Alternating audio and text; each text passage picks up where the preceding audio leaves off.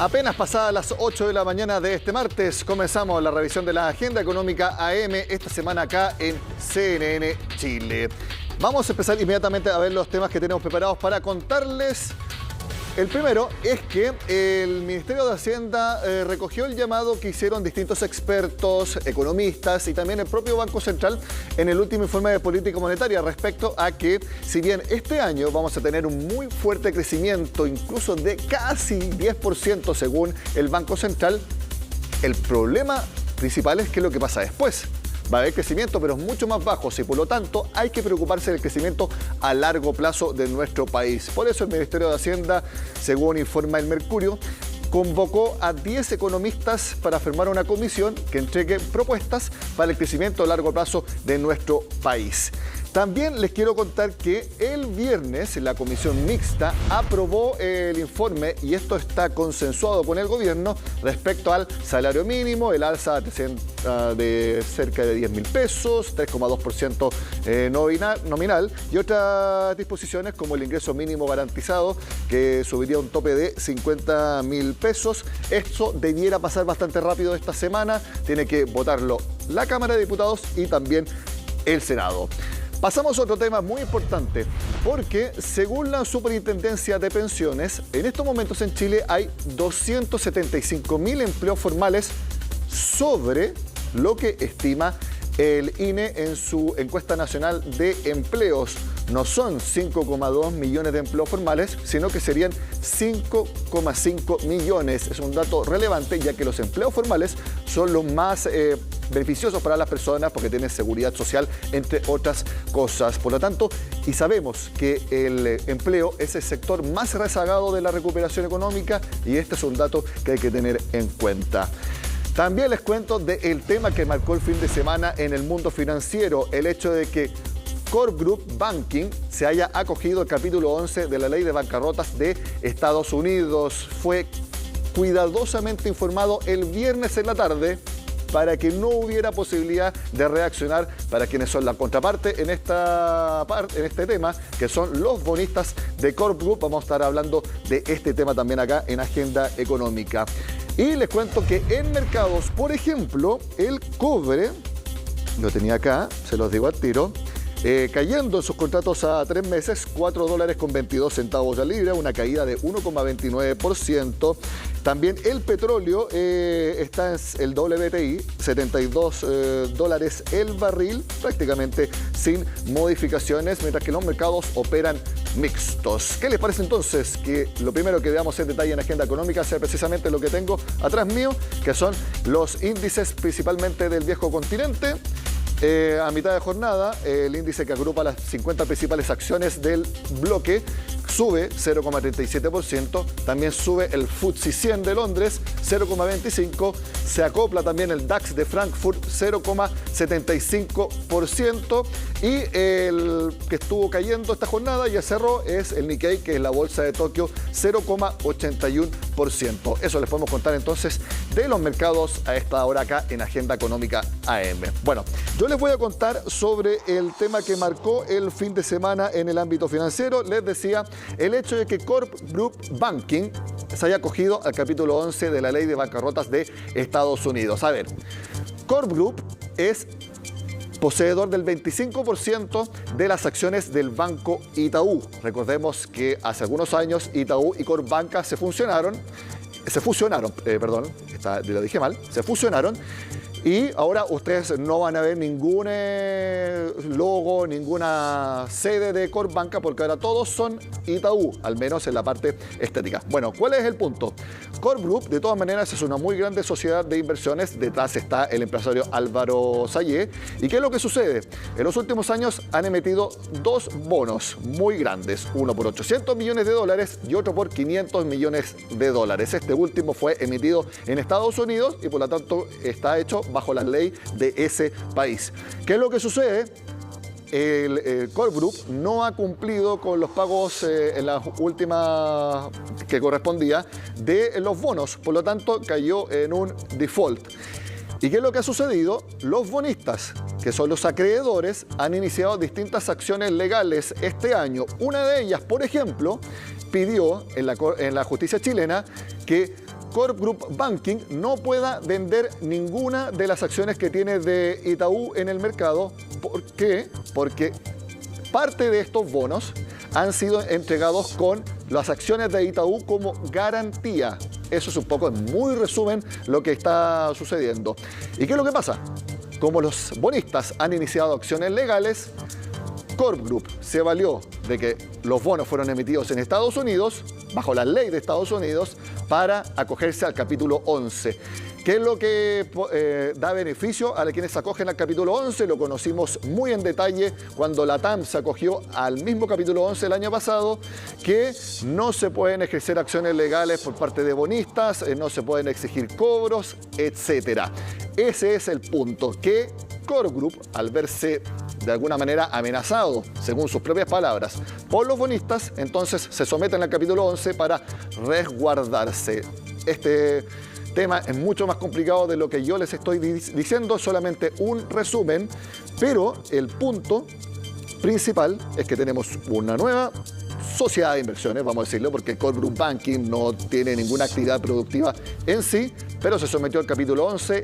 Hay entonces un conflicto bastante grande en ese punto que se los vamos a ir contando durante la semana acá en Agenda Económica. Bueno, yo al principio del programa les contaba cómo estaba el precio del petróleo. Bueno, ese precio ha sido el factor para que ya acumulemos en Chile alza de 30 semanas consecutivas en las bencinas, en el petróleo, diésel, como lo llaman también acá, y también la parafina, por ejemplo. Bueno, el punto es que esta semana también debiera verse la Comisión de Hacienda, si no me equivoco, el Senado, la rebaja del impuesto específico a los combustibles. Es algo que están proponiendo los parlamentarios. Aquí también el gobierno puede tomar acciones si así lo desea, al menos hasta ahora no se han pronunciado. El punto es que llevamos 30 semanas consecutivas y es cosa de tiempo nada más para que en la capital el precio por litro supere los 1.000 pesos. Y todos sabemos que cuando pasan ese tipo de cosas acá en Santiago es cuando hay reacción por parte del Ejecutivo. Sí, está súper cara. Sí. En el traslado del trabajo prefiero irme en el metro. Se nota en un par de lucas lo que ha subido. 3.000 pesos, más o menos. Es la diferencia que han notado al llenar sus estanques. La benzina sigue al alza y en 30 semanas consecutivas los bolsillos de los automovilistas no han tenido descanso. En total, el menor ascenso lo registró el diésel, mientras que la benzina de 93 octanos ha subido más de 178 pesos. Corresponde a la elevación que está teniendo el precio del petróleo en los mercados internacionales. Los precios del petróleo que se elevaron desde $50 el barril a más de 70 la semana pasada. Relación directa con el precio del petróleo, una que golpea fuerte a nuestro país, que importa más del 90% del crudo que consume.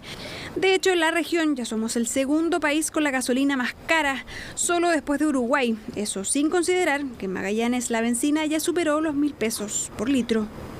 9.20, 9.50 y 9.79. Esos son los precios más altos registrados en la región metropolitana y se repiten en varios puntos de las comunas de Las Condes y Vitacura. Pero a pesar del alza hay diferencias importantes entre las estaciones de combustibles capitalinas. En Quinta Normal los precios son en promedio 80 pesos más baratos. Aquí hay que aprovechar porque es lo más económico que hay. Y me toca pasar por acá. Así que aprovecho solo el pago en efectivo, sí. Como no es tanto, pero se ahorran 2.000 pesos. Con el estanque lleno se ahorran 2.000 pesos. Y por ahora habrá que aprovechar estas diferencias, porque según los expertos, las alzas podrían mantenerse por todo julio. Si se mantienen los precios del petróleo Brent en torno a los $75 el barril o más, debemos esperar un aumento de los precios de las gasolinas en las próximas 4 semanas en Chile. Pero ojo, que no es el único factor que contribuye al mayor precio de los combustibles. Varios impuestos, entre los cuales destacan importantemente el impuesto específico de los combustibles y el IVA, incrementan importantemente el valor que paga el consumidor final por el uso de estos combustibles. Por eso ya hay un proyecto en trámite que busca reducir al 50% este impuesto específico en caso de calamidades públicas que pongan en riesgo el empleo y los ingresos. Ayudar de forma directa a estas miles de familias, reduciendo en aproximadamente 150 pesos por litro de bencina es una ayuda directa. El gobierno tiene que dejar de ser un observador y ser partícipe y colegislador. La iniciativa será revisada durante esta semana por la Comisión de Hacienda de la Cámara. Mientras tanto, los conductores deberán seguir apretándose el cinturón para enfrentar las alzas. ¿Qué herramientas, por ejemplo, puede tomar el Ejecutivo si así lo desea? Intervenir más lo que veíamos, el impuesto específico de los combustibles, el MEPCO, que es el sistema de estabilización, permite hacer ajustes y lo puede hacer discrecionalmente el Ejecutivo, no tiene por qué pedirle una aprobación al Congreso, puede hacerlo. Y además puede hacer, si no me equivoco el término técnico, es pagos directos a ENAP. Lo hizo cuando recién asumió Ignacio Briones después de octubre de 2019. Ahí lo hizo el Ejecutivo también. Así que son dos herramientas que puede hacerlo si es que así lo desea. Vamos a ver cuándo también va a subir la presión para que lo haga. Cambiamos de tema. El domingo se celebró el Día Nacional de las Pequeñas y Medianas Empresas, pymes, que pueden recibir el bono de 1 millón de pesos y que, por más que se esté desconfinando ya prácticamente en su totalidad la región metropolitana, siguen muy afectadas por la crisis del coronavirus. En estos momentos lo que más necesitamos es poder trabajar. No necesito bono, yo necesito que me dejen trabajar. Es el reclamo de este emprendedor, dedicado a la disciplina del CrossFit. Llegó a tener 3 centros de entrenamiento, uno de rehabilitación deportiva y más de 75 empleados a su cargo. La pandemia lo obligó a reducir su equipo a 15 personas y lo dejó profundamente endeudado. Hasta el cuello, o sea, simplemente los créditos empezaron a activarse en octubre. Nosotros no estábamos trabajando, las deudas previsionales son gigantes, la cantidad de plata que se ha gastado en mantener estos locales por los arriendos también es gigante. Un día de las pymes complejo para los emprendedores, quienes son responsables de la creación del 70% de los empleos a nivel mundial.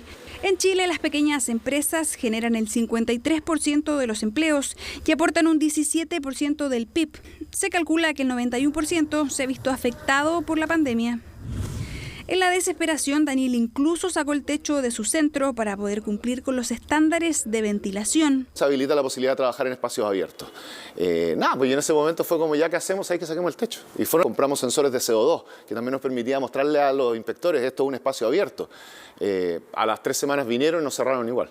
Ahora, con las lluvias, su equipamiento corre peligro, pero la próxima semana podrán reabrir. El panorama se repite para los trabajadores de la cultura y las pymes de regiones. Es tiempo de que tengamos un apoyo en el gobierno para poder empezar a hacer conciertos o ciertas actividades que además sirvan por un ensayo clínico y poder así un poco echar a rodar esto que ha sido tan terrible para muchos. Necesitamos que alguien entienda nuestro sector, que sepa cómo esto opera. Perdemos los alimentos. Nuestro personal de apoyo se queda sin empleo. El gobierno, en tanto, espera que el bono PYME les sirva para amortiguar el golpe de la pandemia. Lo van a recibir todas las empresas que hayan vendido menos de 25.000 UF en el año 2020. Es decir, unos 800.000 emprendimientos podrán apelar a este 1 millón de pesos, que para ellos, dicen, no es suficiente.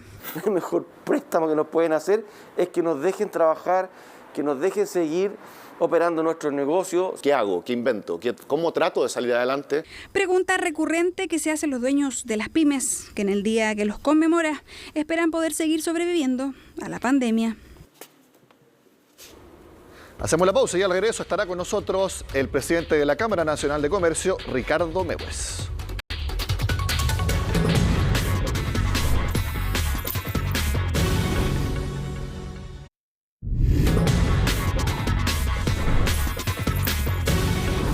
Conversamos ahora en Agenda Económica con el presidente de la Cámara Nacional de Comercio, Ricardo Meues, a quien ya vemos en pantalla. Ricardo, gracias por estar en CNN Chile. Buenos días.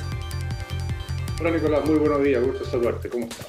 Igualmente, Ricardo, muy bien. Me imagino que uno de los presidentes gremiales más contentos en estos momentos debe ser usted, con la región metropolitana ya más de la mitad sin cuarentena y que desde el jueves va a estar prácticamente en un 95% ya fuera de fase 1. Efectivamente, Nicolás, nos da una luz de esperanza. Escuchaba muy atentamente la nota y claramente es un sector que lo ha pasado muy mal y necesitamos volver a abrir para volver a echar a andar esta máquina, poder volver a contratar, a la gente que habitualmente trabajaba con nosotros, de tal forma de ir dándole ya un movimiento a la economía que tanta falta nos hace. ¿Tiene usted alguna estimación de cuánto porcentaje del comercio que usted representa empieza a operar una vez que salen de la fase 1? Porque también hay pymes que entregan alimentos que pueden seguir operando, pero ¿cuánto es la que en verdad puede empezar a vender una vez que sale de cuarentena? A ver, hay mucho y particularmente nos interesa el rubro de los gastronómicos, de los restaurantes que han estado cerrados y ellos han tenido mayores dificultades por los temas de aforo. Sí. El porcentaje, Nicolás, no lo tenemos. Sin embargo, pensamos que con este proceso de apertura vamos a poder entregar un alivio a todas esas pequeñas y medianas empresas que lo han pasado muy mal. Pero también es importante destacar que esto se extiende un poquitito más allá y también vamos a regiones, y ahí donde hemos pedido a la autoridad, por ejemplo, que en las zonas más australes permitan incorporar tecnología, incorporar medidores de CO2 o elementos que inyecten y saquen aire, porque allá no se puede estar en la calle, no se puede hacer lo mismo en un restaurante en Puerto Montt que lo que pasa en Arica, que uno puede estar en la calle, ¿no es cierto?, con terraza. Claramente, cada región tiene su propio mecanismo y en función de eso tenemos que ir avanzando entonces en esta apertura. Sí, usted desde que ganó nuevamente la presidencia en la Cámara ha intentado conversar con el gobierno, ha sacado la voz para que se implementen cambios en el plan paso a paso, el famoso carné verde que permita tanto a los trabajadores ir a sus lugares, a sus establecimientos, como también a las personas que puedan asistir. Y todavía no tenemos ningún cambio al respecto. Se ha dicho que se va a anunciar un día, pero se posterga y eso ya ha sucedido un par de veces. Bueno, estamos a la espera de que después del ejercicio que se hizo el sábado pasado, en que fuimos congregados más de 190 personas a instancias del Ministerio de Salud, con muchos ministros de distintos sectores, para plantear nuestras inquietudes. Y ahí nosotros presentamos como CNC más de 25 iniciativas de distinto tipo, junto con otras. Y vimos también, Nicolás, los problemas mentales que esta pandemia está trayendo y este encierro nos está provocando. Entonces, nosotros esperamos que rápidamente, porque ya ha pasado una semana, se tomen esas medidas y nos digan, bueno, de todas las propuestas que hubo, ¿cuáles el gobierno entonces va a implementar? Por lo pronto, ya es un alivio el hecho de que vayamos abriendo las restricciones, dado la apertura de la cuarentena, ¿no es cierto?, que tú bien señalabas. ¿Y tiene algún feedback, aunque quizás no sea una confirmación, pero al menos le hayan pasado internamente alguna comunicación de alguna medida que haya sido propuesta y que podría ser anunciada? No, Nicolás, no tenemos ese feedback. Hemos planteado al ministro de Economía, al ministro secretario de Gobierno, al propio ministro de Salud, ¿no es cierto?, en esa misma instancia, muy, muy importante por los actores que estaban sentados ahí. No hemos tenido esos feedback. Nosotros queremos que realmente vayamos abriendo con el control, con los resguardos sanitarios. No nos olvidemos que hoy día estamos frente a una nueva cepa y hay que entregar entonces la seguridad a las personas para que vayan a los locales comerciales, para que vayan a los restaurantes con los aforos adecuados y con las medidas de seguridad adecuadas. Esa es nuestra misión y ahí es donde queremos aportar, ¿no es cierto?, a este proceso que requiere de un avance mucho más pronunciado en el plan paso a paso. Ricardo, sus asociados están postulando a los beneficios últimos que anunció el gobierno, por ejemplo, los 3 meses de IVA que se va a devolver para enfrentar la pandemia. Sabemos que también automáticamente les puede llegar el $1.000.000 y si el emprendimiento es liderado por una mujer, también se tiene un 20% más de beneficio. ¿Están usando esas herramientas? Lo están usando y nosotros estamos empujando para que efectivamente todo esto le llegue a las personas y a los emprendedores, a las pymes, pero también aquí hay subsidios, Nicolás, al empleo, ¿no es cierto?, que también es importante, que no se habían utilizado en su magnitud porque tampoco sabíamos si íbamos a poder abrir o no. Entonces, toda esta batería de ayudas creo que es tremendamente importante, necesaria y efectivamente ya se están empezando entonces a utilizar. Aquí hay claramente algunos rubros que nos preocupan más que otros. Por ejemplo, el turismo es claramente un sector que ha estado tremendamente golpeado, como ya te decía, particularmente en el rubro gastronómico. Y ahí también entonces se está empezando a contratar mediante estos subsidios. Lo importante aquí es que las aperturas, bueno, sean en el tiempo. Hoy día no podemos comprometer, contratar a nadie si es que mañana nos van a volver a cerrar. Y por eso que hemos planteado incluso que en este plan paso a paso revisado nos permitan hasta en cuarentena abrir algunos locales de tal forma de poder generar este proceso de contratación de empleos dignos, empleos a largo plazo, que es lo que además las personas necesitan. Ricardo, este lunes, si bien fue feriado, fue muy importante porque hubo recambio de alcaldes. Le quiero preguntar por una alcaldesa en particular, Iracy Hasler, de Santiago. Sabemos, desde la crisis social de octubre de 2019, cómo han sido afectados los locales comerciales de Santiago. ¿Ha podido hablar con la nueva alcaldesa sobre cómo va a afrontar esa situación si es que eventualmente se pasa la pandemia o se logra controlar y eventualmente puedan venir nuevas manifestaciones, sobre todo cuando empiece a funcionar la convención constituyente?